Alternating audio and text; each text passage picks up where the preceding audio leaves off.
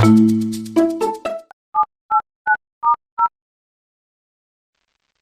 जी कहाँ हो? अभी तो रांची में ही आओ। ए जी कल कहला मुंगेर, आज बोलहूँ रांची में। अरे पगली, ड्राइवर के जिंदगी तो तोरा पते न हो। आज यहाँ कल वहाँ, जहाँ के माल लोड होवे वहाँ जाए पड़ो है। ए जी अभी की करहो? आगे पगली, अभी सीमेंटवा उतार के लियो और टरकवा के धो रहा लियो। तो सुना एगो बात बतावहियो, तो सगर जैते रहो हम ना। हाँ।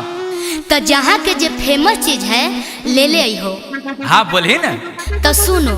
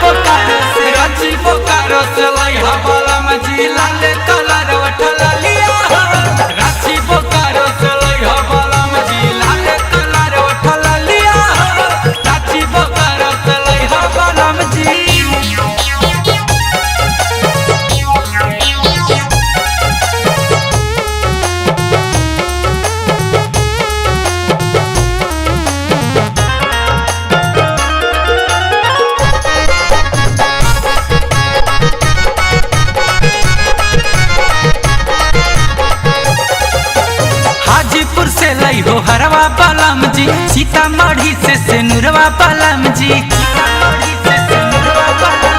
हाजीपुर से लाई हो हरवा बालाम जी, सीतामढ़ी से सेनुरवा बालाम जी, गढ़वा पलामू से पायल सजनवा, टाटा शहर से टिकुलिया, गढ़वा पलामू से पायल सजनवा, टाटा शहर से टिकुलिया, रांची बोकारो से रांची बोकारो से लाई हो बालाम जी, लाल कलर उठल लिया, रांची बोकारो से लाई हो बालाम जी, लाल कलर उठल लिया, रांची बोकारो से लाई हो बालाम जी।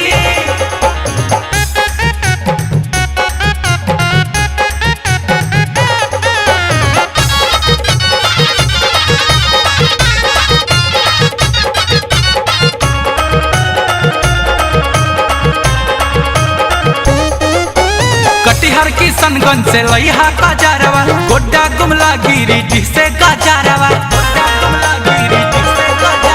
कटिहार किशनगंज से लइहा गजरवा, गोड्डा गुमला गिरिडीह से गजरवा, अमन गुंजन पिया लाई भो नहीं ता सुन जाई भो गरिया, अमन गुंजन पिया